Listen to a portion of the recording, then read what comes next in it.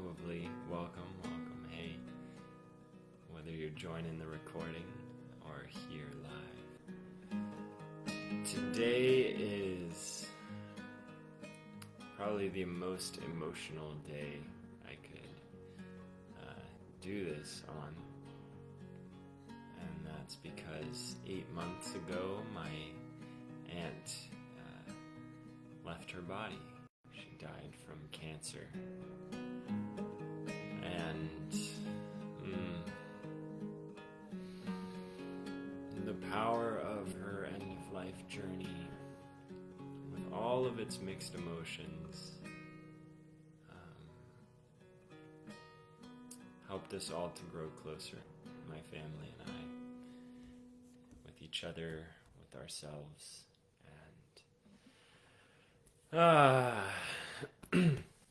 So just prefacing this video with that, thanks for joining. I am gonna start with her song, and then we'll go into the rest of it. So just relax and receive, sing if you know it.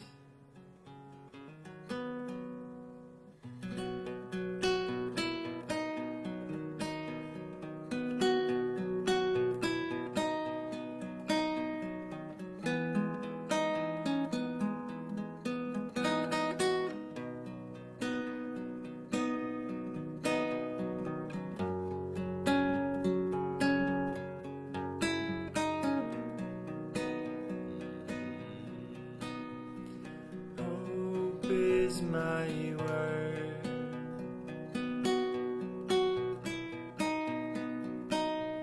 and faith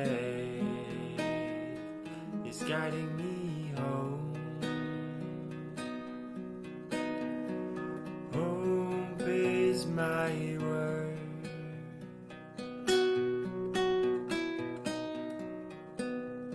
and faith guiding me home.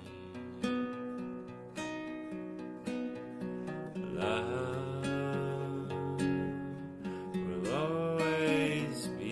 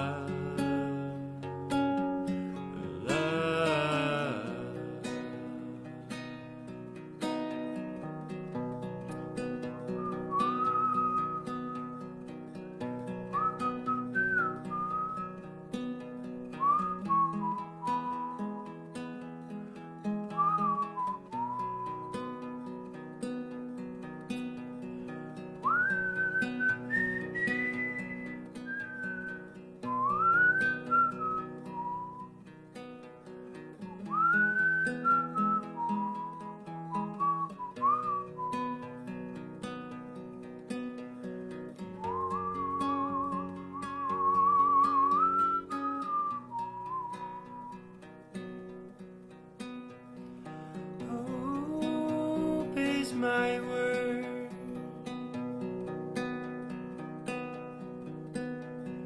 faith is guiding me home. Hope is my word,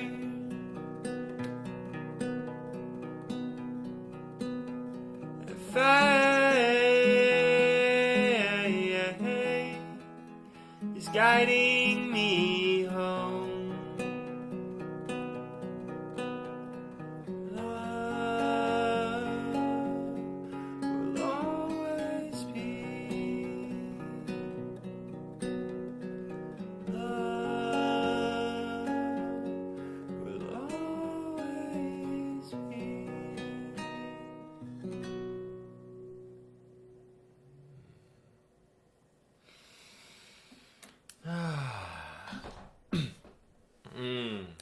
thanks for listening. Thanks for being here. That's Julie's song.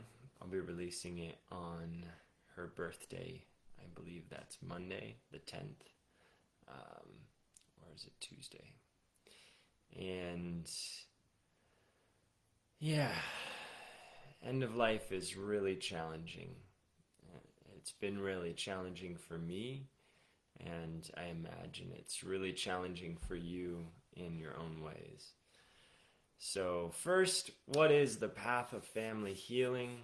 The path of family healing is the cultivation of the awareness that we are creating our relationship dynamics with all of those around us, whether they are family or friends or new community members. And this happens through these original imprints of how we've related with fear and other emotions that keep us from true intimacy, from holistic, healthy intimacy. So,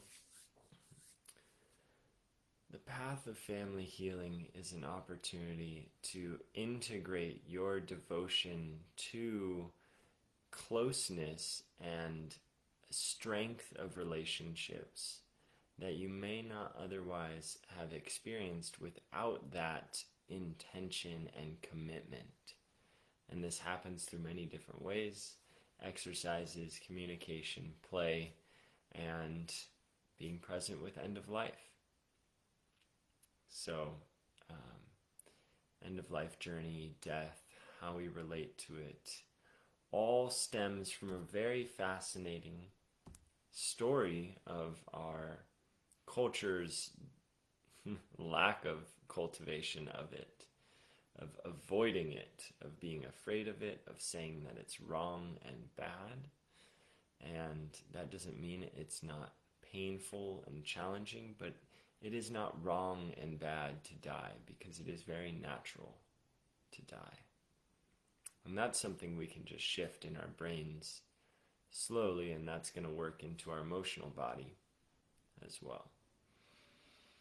So, with that being said, we can improvise on how to be with the dying process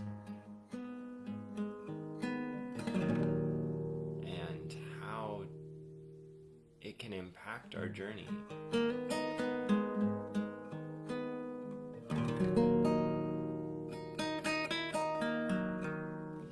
I hear death calling me. I don't want to believe that it's close to anything I see, 'cause I'm afraid that I'll be impacted by you. When I sit with death by me, I know that I am near the sea of infinite love, consciousness helping me to let go of all of my attachments to this person, this place or thing. 'Cause death is coming, and I am barely trusting. I know that I don't have control, and I know that I am so full of love. Even when death comes, that the love is always present, and I am here for it. So why can't I try to be lifting myself up instead of focusing on closing all those doors? Death, end of life, I am not ready to die. More importantly, I don't want to say goodbye. That's a good place to end that song.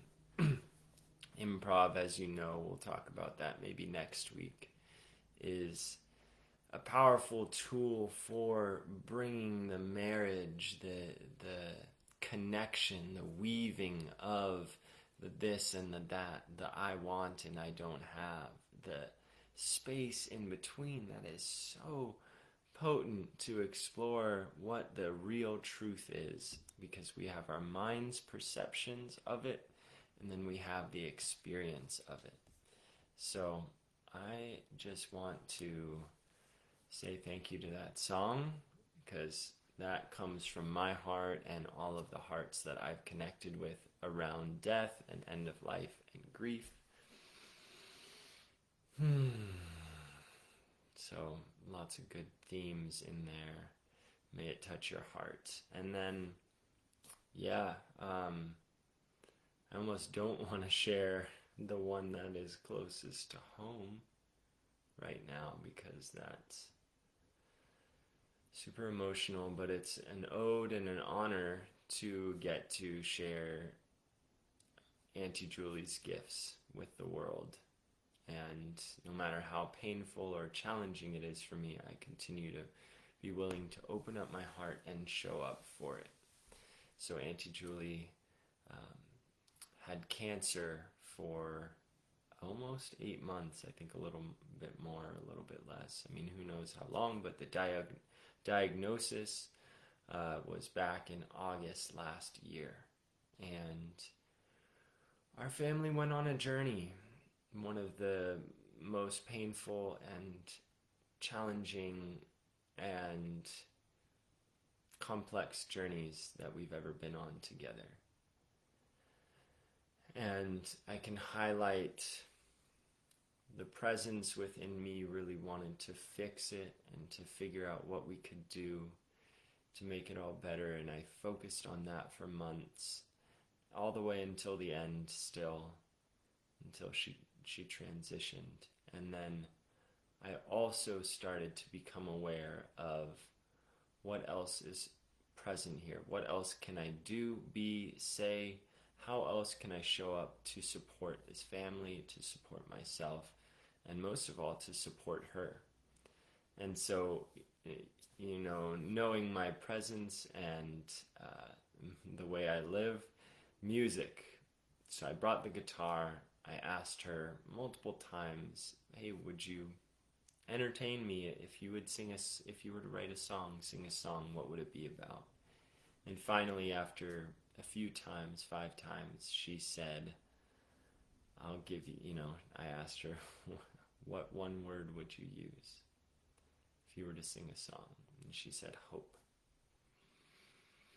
Take a deep breath and ask her, what about a second if you were to use a second?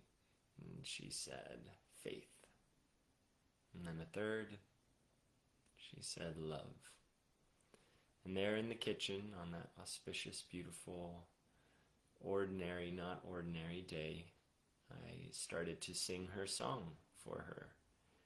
And then over the course of the months of our journey, after playing that many times and playing it with so many people, praying for her, praying for our family, that song was officially born before she passed, and I sang it to her and the family as well, and at her vigil after she died. So, the part of what's present for me is that it's even less about having a moral of the story of death and end of life, and more just about being present with. Because I know that you have a relationship to it, whether it's very distant or whether it's right in your heart, right at home, somewhere close to you, someone close to you. And it's important to me that it's okay for it to just be present. And I'm always tempted to bring in reflection points and offerings, so I will do that as well. Through our journey, I learned that it is so important to not leave any part of me or any part of our family behind. And inherently, it's going to happen. It's going to be challenging to stay integrous with that. And there's a possibility that you can. And just by trying, just by intending it, you can will it. So, how to do that is to first notice that death, though it may be untimely and super challenging to digest as something like spontaneous cancer arising, it is a part of our journey. And so just simply saying death is a part of my journey. And so then there comes the pieces of being present with the emotional tools. How do I stay present? How can I distract myself skillfully so that I'm not just endlessly avoiding it? And how can I bring a little bit of levity to it? And that's probably the hardest, and you don't need to force that. But it is important, no matter whether you're grieving someone or you are grieving someone in the dying process, to be able to still laugh at some points throughout the journey, even if it's totally, especially if it's totally unrelated. So, I think the last thing I'll say with that journey is that I grew the closest I've ever been with my family through that. And now our bonds are forever changed, especially mine with Auntie Julie. I got to be present with her in so many vulnerable and challenging, beautiful spaces, singing for her, being present with the family nearby, and we have learned to love each other more. We have learned to listen to each other more deeply. We have learned to accept that our experiences are not the same often. And we have learned, again, to love each other more. So we can make that the title of the practice, the Right Now tool, which is learning to love more. And start with a timer, 3 minutes. Take a deep breath and say, I am dying.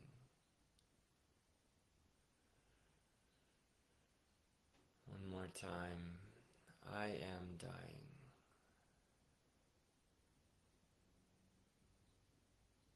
And as you feel that in your body, then start to notice, what is there a complete avoidance, want to move on, want to get somewhere? Then say death is a natural part of life. Death is a natural part of life.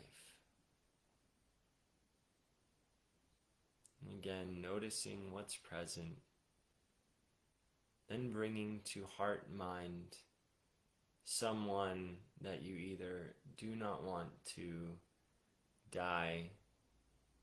One person, I know you could probably choose multiple. And say, or someone who's passed already. And just hold them in your heart as you say, death is a natural part of life.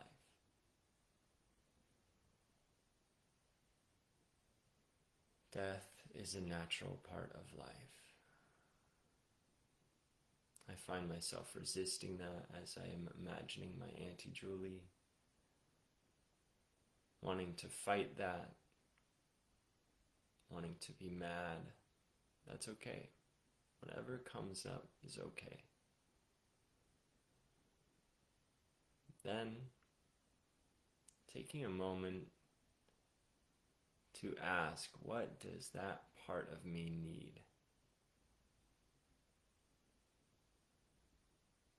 How can I be more present with death?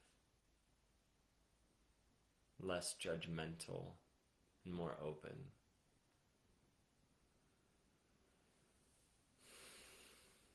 And through that, coming to this place of openness, maybe there's some insight, maybe there's some movement of energy, emotions in the body. Then telling your story. I do not accept death because I don't want to say goodbye to my family. And that's your prompt. I do not accept death because. Whatever comes out, just let it be. Don't try and control it. And then finally, after that, take another deep breath.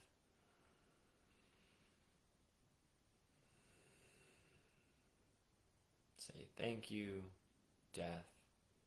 Thank you, end of life. Thank you now. I am grateful for the lessons along the journey that I am on. And this process is challenging, and it's been challenging for me for months, probably longer. And it's a really powerful place to sit in connection with family. So if there's anything else in that space, set another timer or go journal about it. And fake it till you integrate it. Again,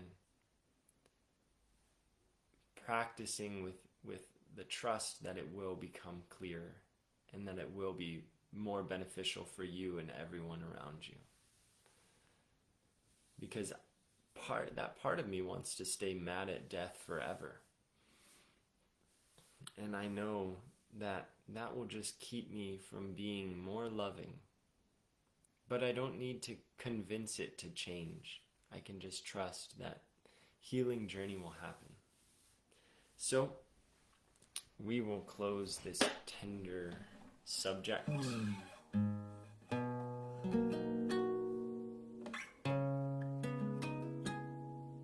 with some simple breaths. Oh, I breathe in and I breathe out. I don't need to know anything right here and now. I am in love with you, and my dream is to be in the truth. I can tell that everything is gonna go well when I open my heart and I trust in the deep well of love.